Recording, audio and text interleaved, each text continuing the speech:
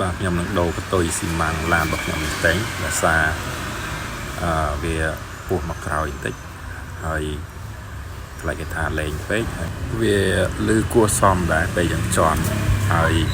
ខ្លាចរកគេរឹតទាំងចរាចរណ៍អីប៉ូលីសចាប់អារម្មណ៍ឥឡូវខ្ញុំដូរដាក់ទីកវិញហើយដាក់កតុយអ៊ីណុក